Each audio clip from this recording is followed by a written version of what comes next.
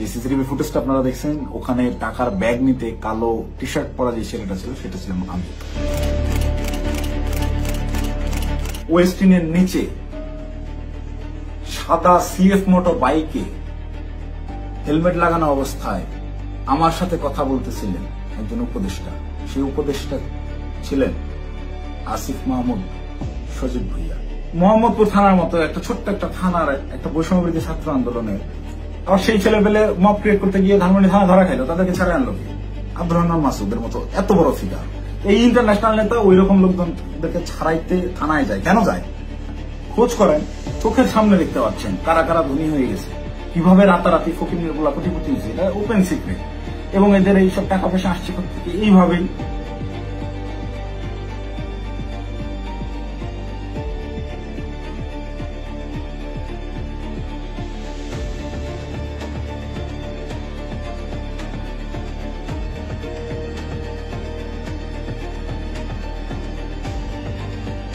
আসসালামু আলাইকুম, আমি জানে আলম অপু। সম্প্রতি গুলশানে বরিশালের এই যে নারী এমপির বাসায় চাঁদাবাজির যে ঘটনার ভিডিও ফুটেজ ভাইরাল হয়েছে, যে সিসিটিভি ফুটেজটা আপনারা দেখছেন, ওখানে টাকার ব্যাগ নিতে কালো টি শার্ট পরা যে ছেলেটা ছিল সেটা ছিলাম আমি। আপনারা এই একটি সিসিটিভি ফুটেজের মাধ্যমেই দেখেছেন যে বৈষম্যবিরোধী ছাত্র আন্দোলনের সমন্বয়করা চাঁদাবাজিতে জড়িত। আপনাদের যে সমন্বয়করা গত বছর আন্দোলনে আপনাদের কাছে মহানায়ক ছিল, তারা হয়ে গেল চাঁদাবাজ। কিন্তু আমার কিছু প্রশ্ন আছে। আপনারা কি জানেন যে এই যে টাকা নেওয়ার যে ফুটেজটা, এটা সকাল 9টা থেকে 10টার ভিতরকার সময়ের মধ্যে, তার ঠিক কয়েক ঘন্টা আগে ভোর 5টার সময় ওই জোনের ডিসি ওসি সবাইকে অবগত করে একদম অফিসিয়াল প্রসেসে আইনিভাবে আইন শৃঙ্খলা বাহিনী অর্থাৎ পুলিশ বাহিনীকে সাথে করে নিয়ে স্বামীর সেই বাসায় আমরা অভিযান চালাই। আপনারা কি জানেন সেই অভিযানে যাওয়ার আগে গুলশানেরই কোনো একটা জায়গায় আমার সাথে উপদেষ্টা আসিফ মাহমুদের কথা হয়? কই নিউজ মিডিয়ায় এত কিছু আসলো, এই 2 মিনিটের সিসিটিভি ফুটেজটাই কেন? আগের রাতের গোটা অভিযানের বিষয়টাকে একদম স্রেফ ধামাচাপা দেওয়া হলো কেন? ভোরবেলার সেই পুলিশ সাথে করে নিয়ে যে অভিযান চালানো হয়, ভোর 5টা থেকে 6টা পর্যন্ত টানা 1 ঘন্টা শাম্মী আহমেদের বাসায় অভিযান চলে, আইন শৃঙ্খলা বাহিনী সহ। গোটা বাসা তন্ন তন্ন করে খোঁজা হয়, কোথাও শাম্মীকে পাওয়া যায় না। কিন্তু বাসা অভিযান চলাকালীন সময়ে প্রত্যেকটা জায়গায় আমরা বুঝতে পারতেছিলাম এখানে শাম্মী ছিল। তার ব্যবহৃত জিনিসপত্র, বেডের পাশে তার ফোন, তার হেডফোন, তার জুতা, এভরিথিং, তার ভ্যানিটি ব্যাগ, সবকিছু একদম স্পষ্ট বোঝা যাচ্ছিল শাম্মী এই জায়গায় ছিল। সামহাও এক ইনফরমেশন লিক হয়ে গেছে, সে চলে গেছে। তো যেই 2.5 মিনিটের সিসিটিভি ফুটেজ ভাইরাল করে আমাদেরকে রাতারাতি হিরো থেকে একদম ভিলেন বানানো হলো, যারা এই কাজটা করলো তাদের কাছে আমার অনুরোধ থাকবে এবং চ্যালেঞ্জ করব আমি, যদি সৎ সাহস থাকে আগের রাতের সিসিটিভি ফুটেজটা আপনারা ফাঁস করেন, দেখি কে ফোন করছে, কার কলে, কিভাবে শাম্মীর বাসা থেকে বেরোইছে, এবং আইন শৃঙ্খলা বাহিনীর সাথে আমরা যে অভিযানে গেলাম সেখানে আমাদের ভিতর কি কি কথা হয়েছে, আমরা চাঁদাবাজ কিভাবে হলাম। চাঁদাবাজি তো করি নাই। আমাদেরকে পরের দিন সকালবেলা এটা যোগাযোগ রিয়াদের সাথে করছে, রিয়াদের সাথে যোগাযোগ করে রিয়াদকে ডেকে পাঠাইছে তারা। রিয়াদ আমাকে ফোন দেয়, ফোন দিয়ে ডেকে নেয় যে ভাই ওই বাসায় একটু আসতে হবে। তো সে আমাকে প্রাথমিকভাবে জানায় যে শাম্মী যায় নাই, এটা এখনো আমাদের কাছে তথ্য আছে, আমি বাসায় নজরদারি করতেছি, আপনি তাড়াতাড়ি আসেন। আমি ইমার্জেন্সি যাই।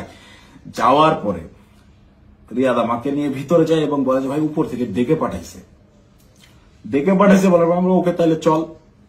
আবার যাওয়ার আগে একটু আটকাইলাম যে অন্যরা আসুক। পরে বেশ কয়েকজনকে ফোন দিল রিয়াদ, দিয়ে বলে যে ভাই সবাই ঘুমিয়ে গেছে, কেউ আসতেছে না। তো অগত্যা আমি ওর সাথেই গেলাম। সিঁড়িতে রিয়াদ আমাকে টাচ দেয় যে ভাই ওরা কিছু টাকা পয়সার কথা বলছে, পোলাপানরা চাপানি খেতে টাকা পয়সা দিবে। তা আমি স্বাভাবিকভাবেই মাইন্ডসেট করে নিছি, আমরা রাতে যে কজন আসছিল আর পুলিশ সব মিলে সর্বোচ্চ 40 জন হবে। তো পুলিশদেরকে বাদ দিলে এটা 15-20 জন বা 30 জন সর্বোচ্চ। এই কতই বা দিবে, 50,000 1 লাখ টাকা হয়তো বা দিবে। এইটা একদম নর্মাল থট থেকে ভাবছি। এই ভেবেই আমি ওর সাথে ভিতরে যাই। ও আমাকে বলে দিছে যে আমি বলছি যে আমি ভাই এগুলা আমার মন সাইদের, আমি কথাবার্তা বলতে পারি না। বলে আপনার কথা বলতে হবে না, আপনি রাতে খুব ভালো রোল প্লে করছেন, আপনারা ওরা ভয় পাবে। আপনি যেভাবে সব জায়গায় খোঁজাখুঁজি করছেন, চিল্লাচিল্লি করছেন, আপনারা ওরা ভয় পাবে। আপনার ফেসটা খালি দরকার, আপনি খালি আমার সাথে তাল মেলাবেন, বাকিটা আমি দেখবো। তো আমি যে গেছি তার সাথে একটু আমার ভিতরেও ওই সময় হয়তো লোভ আসছে, আমি নিজেকে কন্ট্রোল করতে পারিনি, বা ওই মুহূর্তে সঠিক ডিসিশনটা কি হবে আমি নিতে পারিনি। খুব ইনস্ট্যান্ট সিঁড়িতে উঠতেছি আর 2 ধাপ গেলে আমি বাসার দরজায় চলে যাবো, এতটুকু সময়ের ভিতরে আমাকে সিদ্ধান্ত নিতে হয়েছে। তো এটা আমার ভুল সিদ্ধান্ত হয়তো বা ছিল। ভিতরে গেলাম, গিয়ে বসলাম। বসার পরেই ওই স্বামীর হাজবেন্ড এসে 5 লাখ টাকার অফার করে যে আমি তোমাদেরকে 5 লাখ টাকা দিচ্ছি, তোমরা যারা ছিলে তোমরা চা পানি খায়ও, আমরা শান্তিপ্রিয় মানুষ, আমি সারা জীবন চাকরি করছি, কোনো রাজনীতি করি নাই, চাকরির রিটায়ারমেন্ট শেষে এখানে আছি, রেস্ট করতেছি, এই বয়সে এসে আমাদেরকে আর তোমরা হয়রানি করিও না, আমি কোনো রাজনীতির মধ্যে নাই, তো আমাদেরকে একটু শান্তিতে থাকতে দাও। এবং উনি আরো একটা প্রশ্ন করেন যে আমাদের তথ্য তোমাদেরকে কে দিছে, তোমরা কিভাবে জানলা যে আমরা এখানে আছি। এই 2টা বিষয় উনি জিজ্ঞেস করেন। একটা হচ্ছে অনুরোধ করেন ওনাদেরকে ডিস্টার্ব না করতে, আরেকটা হচ্ছে ওনারা যে এই বাসায় আছেন, স্বামী যে এই বাসায় থাকেন বা ওনারা এই বাসায় আছেন, এই তথ্যটা কে দিছে। এই 2টা ইসের বিনিময়ে সে 5 লাখ টাকা দিতে রাজি হয় এবং আনতে চলে যায় এখন, যে তো আমি তোমাকে 5 লাখ টাকা দিচ্ছি, তোমরা এটা নিয়ে যাও। দেন রিয়াদ রেসপন্স যেটা করে, রিপ্লে করে, সেটা শুনে আমি রীতিমতো আকাশ থেকে পড়ছি। ও একরকম ঝাড়ি মেরেই বলে আমি চ্যালেঞ্জ করতেছি, এই আমরা যতক্ষণ ছিলাম গোটা সময়ের ওই প্রায় আমরা 15 থেকে 20 মিনিট ছিলাম, গোটা টাইমের সিসিটিভি ফুটেজ তারা ফাঁস করুক। আমার এই ভিডিও যে সাংবাদিক ভাইরা দেখবে, আপনারা ওই বিল্ডিং আবার যান, বিবিসির সাংবাদিকরা তো আগের বার বেশ কয়েকটা ফুটেজ বের করছেন সিঁড়ি দিয়ে ওঠা নামার, আপনারা কেন সাউন্ড দেন নাই আমি জানি না। আপনারা এইবার যদি যান গোটা ফুটেজটা ফাঁস করেন, এটা আমার অনুরোধ থাকবে।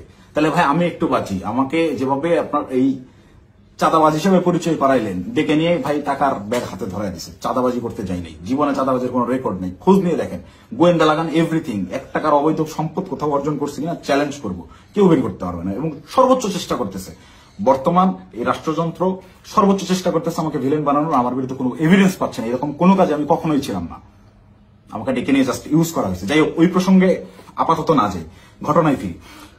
এখানে রিয়াদ রিপ্লেতে বলল যে কিসের 5 লাখ, 1 কোটির নিচে কথাই হবে না, আপনাদের মানিজ্য সব বাঁচাই দিলাম, আত্মীয় স্বজনের কাছে কালার খাইতে হইল না, জেল খাটতে হইল না, কোনো কিছু করতে হইল না। আমি ভাই রীতিমতো 1 কোটি টাকার কথা শুনে হয়েছি যতটা, তার চাইতেও বেশি হয়েছি।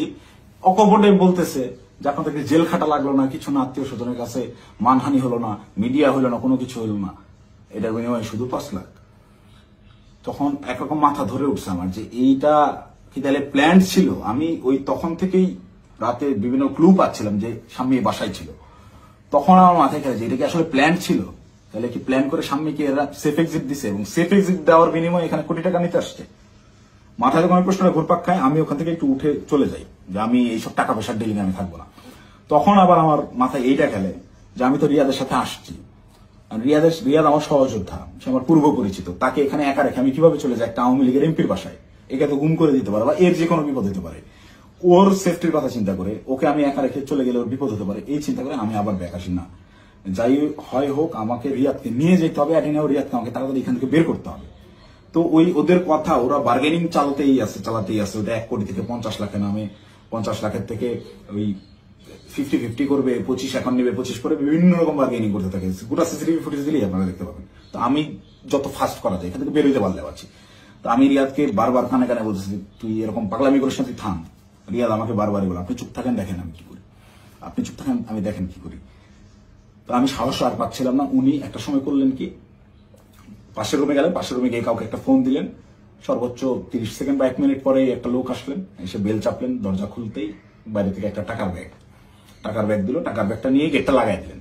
ওই টাকার ব্যাগটা সোজা এনে আমার পাশে উনি রাখলেন, আমার পাশে ছোট একটা টেবিল ছিল, রাখতেই এই পাশ থেকে রিয়াদ আমাকে বলতেছে আপনার তো কাঁধে ব্যাগ আছেই, তাহলে ওটা ব্যাগে ভরে ফেলেন। তো আমি, আমার ব্যাগের ভিতরে খাবার ছিল, আমি সারা রাত ধরে জেগেছিলাম, এখানে অভিযান চালিয়ে বাসায় যাচ্ছিলাম, খাওয়া দাওয়া করিনি, সকালে খাওয়ার জন্য খাবার কিনছি, খাবারটাও খাইতে পারিনি। এই খাবারটা বের করে রেখে টাকাটা ব্যাগে বললাম ভরে আমি রিয়াদকে বলতেছি চল উঠি। রিয়াদ তখন নতুন আবার কাহিনী শুরু করলো যে না, এই 10 লাখ টাকা নিয়ে যাওয়া যাবে না। সে তখন বিভিন্ন ইনে বিনে আরো টাকা দেন, আপনি টাকা লাগলে ম্যানেজ করেন, সে টাকা ছাড়া উঠবেই না। তাকে একরকম অনুরোধ করে আমি এই জায়গা থেকে তুললি যে ভাই তুই আর ঝামেলা বাড়াইস না, তুই চল, আর তুই যদি বেশি ঝামেলা করিস তাহলে আমি এই টাকার ব্যাগও ফেলাই আমি চলে যাই, তুই একা হ্যান্ডেল করবি। কারণ এখানে টাকা পয়সা এরকম তুই কোটি টাকা নিবি এটা আমাকে বললাম না। এটা যদিও আমি বাইরে এসে বলছি লাস্টের লাইনটা। রিয়াদও দেখি আমি যখন বলছি আমি চলে যাবো তোকে ফেলে, তখন রিয়াদ একটু ভয় পেয়েছে এবং রিয়াদ আমার পিছে পিছে চলে আসে। তো বাইরে আসার পরে রিয়াদ আমার সাথে একরকম প্রচন্ড রাগারাগি শুরু করে যে ধরেন আপনি কি পাগল নাকি, আপনার জন্য হইলো না, আপনি মাত্র 10 লাখ টাকা নিয়ে চলে আসলেন কেন। আমি ওরে উল্টা ঝাড়ি মারতেছি, বাট তুই পাগল নাকি, একটা মানুষের বাসায় গিয়ে ওখানে ক্যামেরা আছে, এই আছে, সবকিছু আছে, একটা মানুষের বাসায় মানুষ কি কোটি টাকা ঘরে রাখে, তুই একজন মানুষের বাসায় গিয়ে আন্দাজে বলতেছিস আমাকে 1 কোটি টাকা দিতে হবে। লোক বলতেছে টাকা নাই, তুই বলছিস ম্যানেজ করে এনে দেন। এটা তো পাগলামি ছাড়া কিছুই না, তুই কি অন্ধ হয়ে গেছিস, তোর কি বিবেক বুদ্ধি নাই হয়ে গেছে টাকার লোভে। ভাই ভাই তো আমার 1 কোটির কথাই বলে দিছে। আমি মানে প্রশ্ন যে করব কোন ভাই, এটা প্রশ্ন করার আগে দেখি রিয়াদের চোখ মুখ শুকায় গেছে। মানে সেও আতঙ্কিত, তাকে 1 কোটির কথা বলে দেওয়া হয়েছে। এই 1 কোটি কেন আনা হইলো না, বা আমি যে বাধাগ্রস্ত করছি আমার জন্য সে 1 কোটি আনতে পারলো না, এটার জন্য সে আমার উপরে বিরক্ত এবং সে নিজেও নার্ভাস। রিয়াদের চোখে মুখেও দেখি চিন্তার ছাপ। পরে আমি বললাম কোন ভাই, কখন বললো তোরে, কার সাথে কথা বলছিস আমি যাওয়ার পরে। বলছে রাতে কোন ভাই আসছিল দেখেন নাই। তখন আমি 30 সেকেন্ডের মতো চুপ করে থাকি, ভাবতে থাকি। যখন রাতে কোন ভাই আসছিল এইটার সমীকরণটা আমার মাথায় মেলে এবং রিয়াদকে আমি বলি যে ভাইয়ের সাথে কথা বলে আসলাম তুই কি সেই ভাইয়ের কথা বলতেছিস। রিয়াদ বলে হ্যাঁ। কয় আপনি বুঝতেছেন না ওখানে ক্যামেরা আছে, সবকিছু আছে, সবকিছুর সামনে আমি 1 কোটি টাকার সাহস করতেছি, এটা কি এমনি। তখন আমার কাছে একটু হলেও বিশ্বাসযোগ্য মনে হচ্ছে না আসলে এইটুকু একটা ছেলে ও 1 কোটি টাকা চেয়ে ফেলছে, ক্যামেরা আছে এটা জেনে সহ ও জানে। কিন্তু এই বাসায় আমরা 3-4 ঘন্টা আগেও পুলিশ সহ অভিযান চালাই গেছি, বাসার কোথায় কি আছে সব জানা। ও খুব ভালো মতো জানে এখানে সিসিটিভি ক্যামেরা আছে, সব রেকর্ড হচ্ছে। তারপর ও বিন্দু পরিমাণ ভয় ছাড়া ও অকপটে 1 কোটি টাকা চেয়ে ফেলছে। তাহলে অবশ্যই ওর কথার কিছুটা হইলেও সত্যতা আছে, ওর পেছনে ওই রকম ব্যাকআপ আছে। তো আমি একরকম মন খারাপ করে চলে যাচ্ছি, আমার মাথায় কিছু কাজ করতেছে না। তো রিয়াদ আমাকে জোর করে টেনে রিক্সায় তুলে ওই টাকার ব্যাগ সহ ঢাকার বিভিন্ন জায়গায় ঘোরাঘুরি করতে গেছে। আমাকে বিভিন্নভাবে কনভিন্স করতে গেছে, ভাই উনি তো বলছে। আমি নেমে আসার পরেও রিয়াদ গেটে ছিল, ওদের সাথে বার্গেনিং করে আসছে, 2 দিন সময় দিয়ে আসছে যে 2 দিন পর আমরা আবার আসবো, এটা বলে আসছে। তো আমাকে বলতেছে ভাই ওনাকে 2 দিন সময় দিয়ে আসছি, 2 দিন পরে কিন্তু আসতে হবে, আমাদেরকে টাকা তুলতে হবে। আমি ওর কথা বাড়াইলাম না, বললাম দেখা যাবে। আমি খালি চাচ্ছিলাম এখান থেকে আমি কাটতে পারলে পারছি, আমি কিসের মধ্যে পড়ে গেছি। এই ভাবে রিয়াদ চলে গেল ওখান থেকে ওই ওর বাসার দিকে। খুব সম্ভবত এটা মধ্যবাড্ডা বৈঠাখালী নামের একটা জায়গায় যাবে, সেই জন্য একটা সিএনজি নিল এবং আমাকে ছেড়ে দিল। আমি আমার মতো চলে গেলাম এবং যাওয়ার সময় আমি ওকে জিজ্ঞেস করলাম তুই টাকাগুলা কি করবি। ও বলছে ভাই পোলাপান যেগুলো আসছে পোলাপানকে দিতে হবে, তারপর ওই বাকি টাকাও তুলতে হবে, সব টাকা একসাথে তুলে তারপরে তো এটা ভাগাভাগির হিসাব, আমরা টাকাই তো তুলতে পারলাম না। এটা তো যা দিচ্ছে এটা তো আজকের পোলাপানেরই খরচ, পোলাপানের চাপানি খেতে দিচ্ছে। আমি একটু চিন্তায় পড়লাম, তারপর আমি বললাম তাহলে পোলাপানদের দিয়ে দিস। ও বলছে ওকে, বিকালবেলা ইনশাল্লাহ এটা ভাগাভাগি করব, আপনাকে ফোন দিয়ে জানাবো। তো বিকালে আমি এর মধ্যে আমি বেশ কয়েকজনের সাথে রাতে যারা ছিল তাদের বেশ কয়েকজনের সাথে যোগাযোগ করি এবং তাদের কথাবার্তা আমি সরাসরি স্বীকার করি নাই বা বলি নাই যে রিয়াদ এরকম করছে। তাদেরকে আমি বিভিন্নভাবে ঘটনাটা সম্পর্কে অবগত করার চেষ্টা করি যে তোর এরকম কিছু হয়েছে কিনা বা রিয়াদ কোনো টাকা পয়সা দিয়েছে কিনা। তো সবাই অস্বীকার করতেছে, মানে যারা আসছিল এই অভিযানটা চালাইতে তারা কেউ এই বিষয়ে অবগতই না। তার মানে এখানে ওই যে আমাদের গ্রুপে ইনফরমেশন দেওয়া হলো অমুক বাসায় আওয়ামী লীগের এমপি আছে বলে ছাত্রদেরকে চেতায় দেওয়া হলো, চেতায় দিয়ে এই ছাত্রদেরকে মব করতে পাঠানো হলো। ওখানে ছাত্রদেরকে পুলিশ বাহিনী সহ ওই এমপির বাসায় পাঠাইয়া ওই পরিবারকে ভয়ভীতি প্রদর্শন করা হলো। করার পরে ছাত্ররা সবাই যে যার মতো বাসায় চলে গেল। তারপরে চাঁদাবাজের দল চাঁদাবাজি করতে আসলো। ঘটনা এইটাই। এখান থেকে মাঝখান থেকে সাধারণ ছাত্ররা ব্যবহৃত হইল। এই ব্যবহারের তালিকায় সেদিন আমিও পড়ছি, আমিও ব্যবহৃত হয়েছি এবং বিভিন্ন সময় বিভিন্ন ঘটনায় এরা এইভাবে বিভিন্নভাবে ছাত্রদেরকে ব্যবহার করে এইসব করে। তারপর বিকালবেলা রিয়াদ আমাকে ফোন দেয়, ফোন দিয়ে ডাকে হচ্ছে রামপুরায়। তো এমনিতেই আমি হাতিরঝিলে যেতাম, তারপরের দিন আমাদের বেসরকারি বিশ্ববিদ্যালয়ের প্রোগ্রাম হাতিরঝিলে, সেই প্রোগ্রামের বাস্তবায়ন কমিটিতে ছিলাম, ভেন্যু পরিদর্শনের জন্য যাওয়ার কথা। এমনিতেই যেতাম, তো ওর কথা শুনে আমি একটু হাতিরঝিল থেকে আগায় গেলাম রামপুরার দিকে। তো ওর সাথে যখন যাই সে আমাকে বিভিন্নভাবে কনভিন্স করার চেষ্টা করে যে ভাই আপনি অপ্রস্তুত হয়ে পড়ছেন এটা বুঝছি, কিন্তু এটা এভাবেই হয়, এরকমই আপনি বলার জন্য আপনি জানেন না। সে আমাকে ইনে বিনে বিভিন্নভাবে প্রলোভন দেওয়া শুরু করে যে আপনি এ যাবত আপনি কয় টাকার মালিক, আপনি কয় টাকা কামাইছেন। দেন আমি ওকে ডিরেক্ট বলি যে ভাই এই মাসে আমার সেমিস্টার ফাইনাল পরীক্ষা গেছে, আমি টিউশন ফি দিতে পারি না, জন্য পরীক্ষা দিতে পারিনি। আপনার জায়গায় যদি আমি থাকতাম, রিয়াদ সরাসরি আমাকে বলছে, আপনার ফেস যদি আমার থাকতো, আমি যদি আপনার কেন্দ্রীয় যে পদ, সেই পদ যদি আমার থাকতো, এতদিন আমি কমপক্ষে 20 কোটি টাকা কামাইতাম। রিয়াদ আমার মুখের বলছে আপনি একটা বলো। তো আমার এই কথাগুলো শুনে আরো বেশি খারাপ লাগতে লাগলো যে কি বলে, প্রচন্ড মন খারাপ। আমি ওকে বলি যা হয়েছে বাদ, আমরা হাতি জেলে যাই, প্রোগ্রামের কি অবস্থা দেখি। আমার মূল কনসার্ন আমার আবার সাংগঠনিক কাজে ফেরা। তো হাতি জেলে প্রোগ্রামের ওইটা পরিদর্শন করে ওই জায়গা থেকে সন্ধ্যা হয়ে গেছে। রিয়াদ আমাকে কন্টিনিউয়াসলি পুশিং করে যাচ্ছে। সে আমাকে নিয়ে মহাখালী যায়, মহাখালী ওখানে ইয়ামাহার শোরুম থেকে সে আমাকে একটা বাইক কিনে দেয়। এবং এটা সে প্রায় সময় এরকম হয়েছে যে রাত বেশি হয়ে গেছে, আমি বাসায় ফেরার জন্য সেফ কোনো কিছু যানবাহন পাচ্ছিলাম না। ম্যাক্সিমাম টাইম আমাকে ওই উবার ভাড়া করে যাইতে হইতো। আমি ওদের কাছ থেকে টাকা ধার নিতাম এবং প্রায়শই এটা বলতাম যে আমার একটা বাইক থাকলে খুব ভালো হতো। এইটাকে সে কাজে লাগে, আমাকে একটা বাইক কিনে দেয়, সে আমাকে সাথে করে নিয়ে গিয়ে, এবং সে আমার পিছনে বাইকে চড়ে ঘুরে ঢাকা শহরের বিভিন্ন জায়গায়। এবং পরবর্তীতে পরের দিন অনুষ্ঠানটা শেষ হয় কোনো মতে, 18 তারিখের প্রোগ্রামটা শেষ হওয়ার পরে সে রাত্রেবেলা আমাকে ফোন দেয় যে ভাই 2 দিন তো হয়ে গেল, আমাদেরকে ওই বাকি 40 লাখ টাকা আনতে যাইতে হবে। এটা তো 1 কোটি নেওয়া যেত, আপনি খালি পাকনামি করে 50 লাখ নামালেন। তখন তো আমি অস্বীকার করি, না ভাই আমি এইসব কাজে আর যাবো না। দেন আমাকে ডিরেক্ট ব্ল্যাকমেল, আপনি ওই টাকা দিয়ে বাইক কিনছেন, আপনার ফুটেজ আছে তো, আপনি বাইক কিনছেন, শোরুমে ডকুমেন্টস আছে, আপনি তো এটার পার্ট, আপনি যে টাকা ভোগ করছেন, আপনাকে তো যাইতেই হবে। তখন আমার মাথা রীতিমতো কাজ করা বন্ধ করে দিচ্ছে যে আমি তো পুরো ট্র্যাপে ফেসে গেছি। আই হাই, বাইকটাই আমি কেন নিলাম, আমার ভোটার আইডি কার্ডটাই ওখানে আমি কেন দিলাম, আর এই হারামজাদার টাকা আমি গেলামই বা কেন? প্রচন্ড রকম আফসোস শুরু হলাম, আমি এই কিসের মধ্যে পড়লাম এরকম ভাবতে হবে। সারা রাত আমার ঘুম হয় নাই। আমার ফেসবুকে গেলে এখনো ওই দিন আমার দেওয়া যে স্ট্যাটাসটা, আমি প্রচন্ড মেন্টাল ট্রমায় আছি। তার আগের রাত সারা রাত ধরে গত বছর জুলাইয়ের সেই আন্দোলনের স্মৃতিগুলা, এই আমার ভাইদের রক্তাক্ত সেই দেহগুলা, এই গুলি চালানোর দৃশ্যগুলো সবকিছু আমার চোখের সামনে ভাসতে থাকে। আমার ভাই সারা রাত ঘুমায় নাই যে কি করলাম, কি হচ্ছে, কি এটা কি। মানে আমি পরের দিন সকালে এটা পোস্টও করছি যে আমি প্রচন্ড মেন্টাল ট্রমায় আছি, জুলাইয়ের ওই স্মৃতিগুলো আমার মাথা থেকে যাচ্ছে না, আমার চোখের সামনে ভাসতেছে, আমি ঘুমাইতে পারতেছি না, নিজেকে অসহায় লাগতেছে, এই ধরনের একটা পোস্ট করছিলাম। এবং এটা তখন আমার বাস্তব ফিলিংস ছিল। আর উপরে এর আবার রিয়াদের ফোন আসেই, কখন বেরোবেন, কখন আসতেছেন, এই এরকম করতে করতে সন্ধ্যাবেলা আমি বাংলা মোটর অফিসে গেলাম। সেখানে একটা প্রেস ব্রিফিং করা হয় 18 তারিখের প্রোগ্রামে, বেশ কিছু প্রবলেম ছিল সেগুলো নিয়ে। প্রেস ব্রিফিং শেষে রিয়াদ আমাকে বলে উপরে ওয়াটারফল রেস্টুরেন্টে গিয়ে আপনি বসেন, আপনার সাথে কথা আছে। আমি ওয়াটারফল রেস্টুরেন্টে গিয়ে বসি। রিয়াদ সমস্ত ছেলেপেলেকে নিচে নিয়ে গিয়ে চা খাওয়াইয়ে পাঠিয়ে দিছে। পাঠিয়ে দিয়ে সে ওয়াটারফলে আসে এবং আমাকে বলে যে সোজা সাপটা এখন যাইতে হবে, গিয়ে টাকাটা নিয়ে আসতে হবে। আমাকে 2 দিন সময় দেওয়া হয়েছে, 2 দিন পার হয়ে গেছে, আর কোনোভাবে কালক্ষেপণ করা যাবে না, প্রচুর চাপ আসতেছে, আপনি চলেন। তো আমি একরকম চিপাই পড়ে গেছি। ওর কথা শুনে আমি ওই জায়গায় যে রেস্টুরেন্টে বসছি, ওইখান থেকে বের হওয়ার অপশন নাই। তো আমি বাধ্য হয়ে বললাম আচ্ছা চল দেখা যাক। তো এই দিন গিয়ে আমি সর্বোচ্চ চেষ্টা করছিলাম যে কিভাবে এটা এড়ানো যায়। আমি ওই গেটের সামনেই হোন্ডা থামায় ভিতরে ঢুকে দারোয়ানের সাথে কথাবার্তা বলে ওদের উপরে গিয়ে 2টা বেল চেপে আমি খালি ওরা টানতেছি, যারা বাসায় নেই আয়, তুই দরজা খুলবে না, আয় আয়, এই বলে ওকে বের করে নিয়ে আসছি। নিয়ে আসার পরে আবার হোন্ডা টানতে চলে আসছি। তারপর থেকে ওই দিন থেকে আমি ওর সাথে যোগাযোগ করা বন্ধ করে দিছি। টানা 2 দিন ওর সাথে আর যোগাযোগ করি নাই। ও আমাকে মেসেজ দেয় বিভিন্ন ভাবে, আমি যে টাকা নিছি, আমাকে যে ট্র্যাপে ফালানো হচ্ছে, এইটা বারবার সে উল্লেখ করার চেষ্টা করে। আমাকে মেসেজ করে, ভাই টাকা নিয়ে হারায় গেলেন, খোঁজ নাই কেন?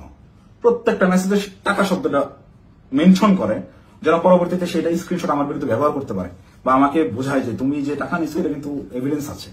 আমাকে ব্ল্যাকমেল করার চেষ্টা করে। তো আমি রিয়াদের মেসেজ রেসপন্স করা অফ করে দিলাম একটা সময়। এবং যখন দেখলাম আমি ট্র্যাপে ফেসে গেছি এবং ওরা যা বলে আমাকে তাই করতে হবে, তখন আমি রিয়াদের সাথে সম্পূর্ণরূপে যোগাযোগ করা বন্ধ করে দিই এবং রিয়াদকে বলি তুই যদি আমাকে এইগুলা নিয়ে চাপ দিস তাহলে আমি কিন্তু সমস্ত কিছু ফাঁস করে দেবো, এবং ওই বাসায় তুই যদি আরেকবার যাস, আমি এখনই ওই বাসার লোককে ফোন দিব, সে যেন থানায় বলে রাখে, পুলিশ দিয়ে তোদের যেন ধরায় দেয়, অথবা এই সিসিটিভি ফুটেজ যেন ফাঁস করে দেয়, আমার যা হবে হবে, তোদের এইসব আমি আর মানতে পারতেছি না। দেন রিয়াদও ভয় পেয়ে যায়, একরকম ও আমাকে থ্রেট মনে করা শুরু করে। ও দেখে রিয়াদ আর ভয় আমার সাথে যোগাযোগ করতেছে না। এবং সর্বশেষ যে ঘটনাটা ঘটে, রিয়াদ যেদিন ধরা খায় সেই দিন সে আমাকে না জানায় গেছে, সে আমাকে থ্রেট মনে করা শুরু করে। এবং এইটা সে তার উপর লেভেলের যে ভাইরা আছে, যে ভাইরা তাকে নিয়ন্ত্রণ করে, সেই ভাইদেরকে সে জানায় যে অপু এটা পজিটিভলি নেয় নাই, প্রচুর সমস্যা করতেছে। আর আসলে পজিটিভলি নেওয়ার মতো না, এই এক্সপিরিয়েন্স আমার লাইফে ফার্স্ট টাইম। তো রিয়াদ ওই দিন যে গেল আমাকে সম্পূর্ণরূপে না জানায়, এবং আমার কোনো আগ্রহ ছিল না, আমি ওইটাতে যাইও নাই, এবং আমি যাব না জন্যই, ওদের এই ট্র্যাপে আমি আর ইউজ হব না জন্য প্রচন্ড রাগে ক্ষোভে আমি একরকম ওই ফোন টোন সব অফ করে একটু সাইলেন্ট হয়ে যাই, যে আমাকে যেন না পায়। আমার ভালোই লাগতেছে না, আমার বিবেকের তাড়নায় আমার মন চাচ্ছিল আত্মহত্যা করি। মানে আমার কিছু করার নাই, ওরা ব্ল্যাকমেল করা শুরু করছে, আপনি হুন্ডা কিনছেন, এই করছেন সেই করছেন। রিয়াদ যেদিন অ্যারেস্ট হয়ে প্রথমে থানায় গিয়ে প্রথম স্টেটমেন্টই এটা দিছে যে এই জায়গায় চাঁদাবাজি জানে আলম অপু করছে, টাকা জানে আলম অপু নিচ্ছে, সেই টাকা দিয়ে সে বাইক কিনছে। মানে এইটা পূর্ব থেকেই ওকে শেখানো স্টেটমেন্ট। টাকা নিলি 10 লাখ, থানায় গিয়ে সাংবাদিকদের সামনে বলতেছে যে এরা 5 লাখ টাকা দিচ্ছে, 5 লাখ টাকায় জানা আলম অপু নিচ্ছে, নিয়ে 3 লাখ টাকা দিয়ে বাইক কিনছে, বাকি টাকা ওর ওয়াইফের চিকিৎসায় খরচ করছে। মুখস্থ বয়ান বলে দিবি, তুই কি জানোস আমার ওয়াইফ অসুস্থ কিনা? আন্দাজে একটা কথা যে বলে দিল, আমার ওয়াইফের গত 6 মাসে ওই রকম মেজর কোনো অসুস্থতা আসে নাই যে যার জন্য মেডিকেলে টাকা দিতে হবে। যাই হোক, রিয়াদ অ্যারেস্ট হয়ে থানায় গিয়ে যখন প্রথম স্টেটমেন্টটাই আমার বিরুদ্ধে দিল, এবং ওই জিনিসগুলো যখন আমি দেখলাম যে আমার সিসিটিভি ফুটেজ ভাইরাল করা হয়েছে, এবং রিয়াদ রিমান্ডে তো গেল পরে, আমি রিমান্ডে যাওয়ার পরে স্টেটমেন্ট দিলেও আমি বলতে পারতাম যে সে নির্যাতনের ঠেলায় হয়তোবা নিজে বাঁচার জন্য দোষ আমার উপর পার করেছে, তা না, সে অ্যারেস্ট হয়ে থানায় গিয়ে প্রথম স্টেটমেন্ট দিচ্ছে আমার বিরুদ্ধে যে এইগুলো সব জানালো মুখ করছে। এটা তার শেখানো বলে ছিল, তার উদ্দেশ্য ছিল আমাকে কর দেওয়া। এবং এখন পর্যন্ত রিয়াদের বিষয়টাকে ইচ্ছাকৃতভাবে মিডিয়া ট্রায়ালে রাখা হয়েছে, যতক্ষণ পর্যন্ত আমাকে না ধরতে পারবে,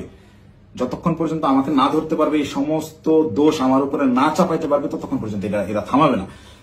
এরা আমি বাইরে থাকার থ্রেট মনে করতেছে, আমি আসতেছি, যে কোনো সময় আমি অ্যারেস্ট হয়ে যেতে পারি, আমাকে ওই হাসিনার মতো গুম করা হবে। হাসিনা যেভাবে নিয়ে আয়না ঘরে রাখতো মানুষজনদেরকে, কেউ জানতো না, বলতো সে নিজে একা একা হারায় গেছে।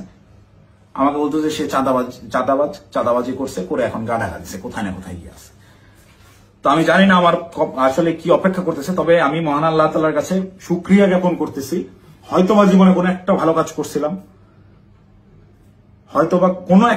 করছিলাম, যার বিনিময়ে আল্লাহ তাআলা আমাকে ওই দিন ওই জায়গাটায় নেওয়া থেকে বিরত রাখছিলেন। আল্লাহ তাআলা হয়তোবা চান নাই যে আমি ওই পরিমাণ বেইজ্জতি হই, যার কারণে আমাকে নেয় নাই। আমি শুকরিয়া আদায় করি মহান আল্লাহ তাআলার কাছে, আমি চিরকৃতজ্ঞ। যাই হোক, এখন আমি যে কোনো সময় আমাকে আপনারা জেলখানায় দেখতে পারেন, আমার লাশ আপনারা নদীতে ভাসতে দেখতে পারেন, অথবা হঠাৎ করে একদিন টেলিভিশন খুলে দেখবেন যে আমি ওই বসে আছি, আমার সামনে প্রচুর টাকা পয়সা, মদ, তারপর হচ্ছে অস্ত্র দিয়ে আমাকে দেখানো হচ্ছে আমি ঢাকা শহরের সবচেয়ে বড় মাফিয়া ছিলাম, গ্যাংস্টার ছিলাম, আমাকে অ্যারেস্ট করা হয়েছে। এরকম যে কোনো নাটকই সাজানো হইতেই পারে। তো এই নাটকগুলো যদি সাজানো হতে পারে, বা আমাকে এভাবে ফাঁসানো হতে পারে, আমাকে দিয়ে এই কথাগুলো বলানো হতে পারে, তার আগেই সঠিক সত্যটা জাতির উদ্দেশ্যে, জাতিরকে জানানোর জন্য আমার এই ভিডিওটা বানানো।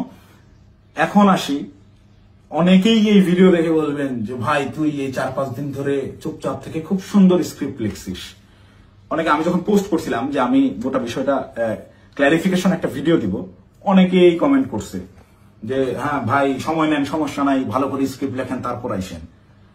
তো এইখানেও যারা বলবেন যে স্ক্রিপ্ট করা হয়েছে, তাদেরকে আমি বলবো ওই 16 জুলাই পার হয়ে রাত 12টার পরে, যখন 17 জুলাই পরে, ওই 17 জুলাই ভোর 4:15 থেকে 30 এই 15 মিনিট সময়, কিংবা 4:10 থেকে 4:30 এই 20 মিনিট, বা আমি যদি আরো 10 মিনিট বাড়াই, 4:10 থেকে 4:40 পর্যন্ত 30 মিনিট আমি বললাম, এই 30 মিনিটের ওই যে গুলশান 2 মোড় পার হয়ে যেই 5 স্টার হোটেলটা, ওয়েস্টিন ইন্টারন্যাশনাল যে হোটেলটা, এই ওয়েস্টিনের নিচে সাদা সিএফ মোটো বাইকে হেলমেট লাগানো অবস্থায় আমার সাথে কথা বলতেছিলেন একজন উপদেষ্টা। সেই উপদেষ্টা ছিলেন আসিফ মাহমুদ সজীব ভুইয়া। আপনাদেরকে চ্যালেঞ্জ করব, আমাকে ভুল প্রমাণ করার আগে আপনারা ওই সিসিটিভি ফুটেজ জাতির সামনে আনবেন, এনে দেখাবেন যে ওই সময় আসলে এরকম কোনো কিছু ঘটে নাই, আমার সাথে আসিফ মাহমুদ সজীব ভুইয়ার কোনো কথাবার্তা হয় নাই, সে ওখানে আসে নাই।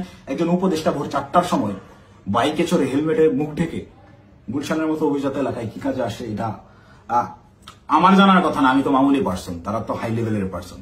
আর আমার সাথেই কেন কথা বলতে হয়, বা কি বা কথা হয়। এবং ওই যে রিয়াদ বললো রাতে যেই ভাই আসছিল, এবার সমীকরণটা আপনারাই নিলাম যে রাতে কোন ভাই আসছিল, কোন ভাইয়ের সাথে আমার কথা হয়েছে এবং কোন ভাইয়ের কথা রিয়াদ ইন্ডিকেট করছে। শুধু ওই ভাই না, আরো যেসব ভাই আছে সব ভাইরাই এটাতে জড়িত এবং এটা ওপেন সিক্রেট। এই সকল ভাইরা, এই যে আমাদের আসিফ মাহমুদ সজীব ভুইয়া ভাই সেদিন যে সিএফ মোটো বাইকটা নিয়ে আসছে, এই রাত্রেবেলা বাইক রাইডিং করতে সে গুলশানে আসছে, ওই ওয়েস্টিনে 5 স্টার হোটেলে ছাড়া সে বসে না কোথাও। সে ওই গত বছর জুলাইতেও 50,000 60,000 টাকা দামের সেকেন্ড হ্যান্ড একটা স্কুটি চালাইতো, এখন সে সিএফ মোটো চালায়। যাই হোক, এটা চোখের সামনে আপনাদের কে কি করছে, আঙ্গুল ফুলে কলা গাছ কিভাবে হয়েছে। যে সকল ছেলেপেলেরা ওই হলে থাকতে পারতো না ছাত্রলীগের যন্ত্রণায়, বাইরে বাসা ভাড়া নিয়ে থাকবে, বাসা ভাড়ার টাকা থাকতো না, বিভিন্ন রাজনৈতিক নেতাদের কাছ থেকে টাকা ধার নিয়ে থাকতে হইতো, ডোনেশনে যাদের ম্যাচ ভাড়া চলছে তারা এখন ডুপ্লেক্স বাড়িতে থাকে, নিজস্ব গাড়িতে চলাফেরা করে। এটা গোটা জাতি জানে। আমি আসলে এমনিতেই তো আমাকে যথেষ্ট পরিমাণ ট্র্যাপে ফালানোর চেষ্টা করতেছে, তো আমার মনে হয় যে এই বিষয়গুলো ক্লিয়ার না করে গেলে আমাকে দিয়ে ওরা যে কোনো স্টেটমেন্ট দেওয়া হতো। একটা ছোট্ট ক্লু দিই, রিয়াদের সাথে অ্যারেস্ট হওয়া যে 4টা ছেলে, এই 4টা ছেলে এই ঘটনার কোনো কিছুই জানে না। এই 4টা ছেলেকে রিয়াদ একইভাবে আমাকে যেরকম বলছে ওই সাময়িকা পাওয়া গেছে আপনি আসেন এইগুলো নিয়ে যে ব্যবহার করছে, ওই আমাকে খালি বলছে যে আপনি রাতে অনেক ভালো ভূমিকা রাখছেন, আপনার ফেসটাই আনাফ, আপনারা দেখলেই ভয় পাবে ওরা। ঠিক তেমনই ভাবে এই একটা ছেলে পেলে নিয়ে গেছে যে তোদের কিছু করতে হবে না, তোরা খালি চুপচাপ দাঁড়ায় থাকবি, যা করার আমি করবো। এইরকম কোন একটা প্রলোভন দিয়ে এই ছেলেগুলোকে নিয়ে গিয়ে ফাঁসাইছে। ফাঁসানোর পরে এরা রিমান্ডে গেল। এরা কি হত্যা করছে ভাই? 10 দিনের রিমান্ড কেন লাগবে? 10 দিনের রিমান্ড এই কারণেই চাওয়া হয়েছে বা 7 দিনের রিমান্ড এই কারণেই দেওয়া হয়েছে যে ঠিক ততক্ষণ পর্যন্ত এদেরকে জিজ্ঞাসাবাদ করা হবে যতক্ষণ পর্যন্ত এরা তাদের দেওয়া স্ক্রিপ্টেড দেওয়া বক্তব্য নিজেরা প্রকাশ না করতেছে। ভাই এই একটা চাঁদাবাজি সিসিটিভি ফুটেজ সব আছে, এটা তদন্ত করতে 7 দিনের রিমান্ড লাগে না, এটা বুঝতে রকেট সায়েন্স লাগে না। এখন ওই ছেলেগুলা যারা চাঁদাবাজিতে মানে গোটা ঘটনার সাথে কোনোভাবেই কানেক্টেড না, এই ছেলেগুলা আমি নিউজ দেখলাম প্রাথমিকভাবে স্বীকার করে নিচ্ছে চাঁদাবাজি জড়িত থাকার কথা। তারা জড়িত না থেকেও জড়িত থাকার কথা স্বীকার করে নিচ্ছে। মানে এদের উপরে কি পরিমাণ চাপ আসছে হিসাব করে দেখেন, আপনারা ভেবে দেখেন। তো আমার মাথায় এইটাই ঘুরতেছে যে আমাকে ধরার পরে আমাকে কি পরিমাণ চাপ প্রয়োগ করবে, আমাকে কি না কি বলাবে। তো এইসব কি না কি বলে ওদের এইসব প্যাচের মধ্যে আমি আর নাই। আমি সত্যটা বলে গেলাম, এখন যদি আমাকে গুম করে, আমাকে খুন করে, যাই করুক, আমি ভিডিওতে যা বলে গেলাম এটা শতভাগ সত্য, আমি দায়িত্ব নিয়ে বলতেছি। আমি আপনারা অনেকেই আমার পরিচিত মানুষজনদের ভিতরে অনেকেই ভিডিওটা দেখবেন যারা আমার সহযোদ্ধা, যারা আমার সাথে এতদিন চলাফেরা করছেন এবং যারা আমার সম্পর্কে জানেন, যারা আমার শুভাকাঙ্ক্ষী, তারা অবশ্যই এই কথাগুলো বিশ্বাস করবেন। তারা জানেন আমি ওই রকম দুর্নীতির সাথে যুক্ত হতেই পারি না এবং আমাকে তারাও ইউজ করে সুবিধা করতে পারে নাই। সুবিধা করতে পারে নাই জন্যই আমাকে আটকে দেওয়ার এত চেষ্টা। তো আমি যদি গুম হয়ে যাই, খুন হয়ে যাই, নিখোঁজ হয়ে যাই, যাই হোক, আমাকে যাই করুক, আপনারা দয়া করে এই সত্যটা জেনে রাখবেন, এইটাই প্রচার করবেন। অপু চাঁদাবাজ ছিল না এবং জুলাইকে বিক্রি করে চাঁদাবাজি যারা করতেছে, যারা ধনী হয়েছে, ফকিরের পোলারা কোটিপতি হয়েছে, তাদের বিরুদ্ধে আওয়াজ তুলতে গিয়ে অপু নিজেই চাঁদাবাজ হয়ে গেছে, ষড়যন্ত্রের শিকার হয়ে। ভাই আমি যদি চাঁদাবাজি করতাম, ভাই এই 1 মাস আগে আমার ইউনিভার্সিটিতে আমার সেমিস্টার ফাইনাল পরীক্ষা গেল, মাত্র 60 থেকে 70,000 টাকার মতো আমার ডিউ ছিল। এই 60-70,000 টাকা আমি দিতে পারিনি, এই জন্য পরীক্ষা দিতে পারিনি।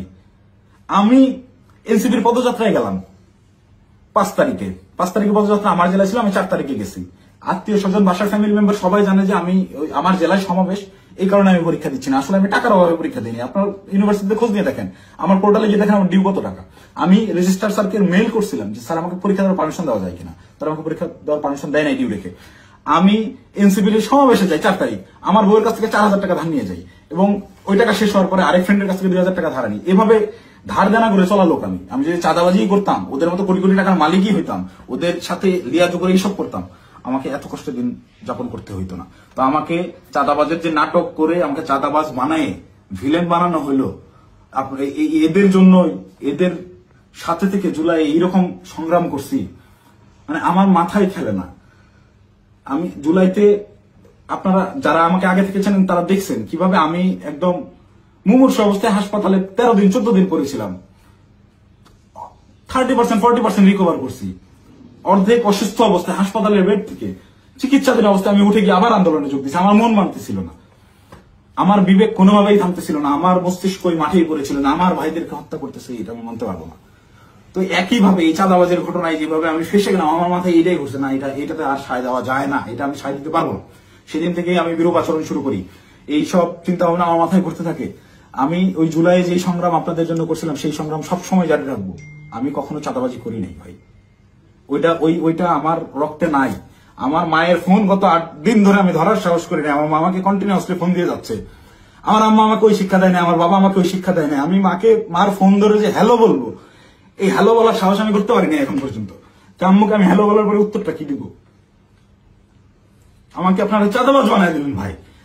আমার মাথায় কেন, আমার ওয়াইফ আমাকে ফোন দিয়ে বলতেছে যে আমার হাজবেন্ড চাঁদাবাজি করে, এটা আমাকে দেখতে হইলো। এটা দেখার আমি আত্মহত্যা কেন করলাম না, আমার মৃত্যু কেন হলো না? তুমি দয়া করে এই মুখটা তোমার আমাকে আর দেখাইবা। আমি আমার ওয়াইফের ফোন এখন পর্যন্ত আর ধরার সাহস করি না, ওই যে ফোনটা কাটছি। মানে আমার জীবনটাকে এইভাবে কি, যেই লোকজন আমাকে নিয়ে গর্ব করতো, আমার যেসব আত্মীয় স্বজন ভাই ব্রাদার যারাই ছিল, যারা গর্ব করতো আমাকে দিয়ে, তারা দেখে আমাকে নিয়ে উল্টাপাল্টা লিখতেছে ফেসবুকে। যে সকল লোকজন বিভিন্ন রকম কাগজপত্র, অমুকের মামা, তমুকের খালা, অমুকের বউ, এরে ট্রান্সফার, ওরে প্রমোশন, আমার বাসায় কমপক্ষে 100 জন বিসিএস ক্যাডারের সিভি বইরা আছে, যারা আমার পিছে পিছে ঘুরছে, এই কাজ করে দেবো, ওই কাজ করে দেবো। এইসব লোকজন কোটি কোটি টাকার অফার, এগুলো কাজ আমি করি নাই জীবনে, করে সচিবালয় গিয়ে তদবির করি নাই। এদের কোনো প্রবলেম না। আমার এগুলো আমি বলে রেখে যান, দেখা যাবে হোয়াটসঅ্যাপে মেসেজ ভাই দেখতেছি, পরের দিন থেকে আমি ইগনোর করি রীতিমতো। আমাকে কোনো প্রলোভনে এরা কেউই ফেলতে পারেনি। কিন্তু আপনাকে ভাষা মানে চাঁদাবাজ আপনাকে বানাবে কেন? চাঁদাবাজ বানাবে কেন? এই যে আমাকে ঘটনাটাই সিস্টেমেটিক্যালি রিয়াদ আমাকে ইনভলভ করে ফেললো। রিয়াদ তো আর জানতো না যে আমি এইভাবে রিয়াক্ট করে ফেলবো। রিয়াদ এটা কন্টিনিউয়াসলি করে, রিয়াদের বিরুদ্ধে প্রচুর অভিযোগ। ওর পেছনে শুধু ওর ওই মাঝরাতের ওই ভাই না, আরো অনেক ভাই জড়িত। ওকে অনেক ভাই শেল্টার দেয়। সেসব ভাইদের সাথে রিয়াদের কত ঘনিষ্ঠ সম্পর্ক, তার ছবি আপনারা দেখছেন। একটা কোলে নিয়ে ছবি তুলে, একটা ঘাড়ে নিয়ে ছবি তুলে। এটা এমনি এমনি না। আমি একজনকে চিনি না, তাকে আমি ঘাড়ে হাত দিয়ে ছবি তুলবো না, নর্মালি পাশে দাঁড়ায় ছবি তুলবো। হ্যাঁ, ব্যাপার আছে অনেক। ছবি তোলার ধরন, কথাবার্তার ধরন, আই কন্ট্যাক্ট, ওইগুলো দেখলে বোঝা যায় কার সাথে কিরকম সম্পর্ক। ফাইনালি এই যে আটকের যে নাটকটা, ভাই দেশে কত কি হয়ে যাচ্ছে। এই সামান্য 10 লাখ টাকার জন্য এত বড় নাটক, এই 4 দিন 5 দিন ধরে মিডিয়ায় এই আর এই, এটা এমনি এমনি না ভাই। এখানে পেছনে রাঘব বোয়ালদেরকে ঢাকার জন্য এই চুনোপুটিদেরকে বলির পাঠা বানানো হয়েছে।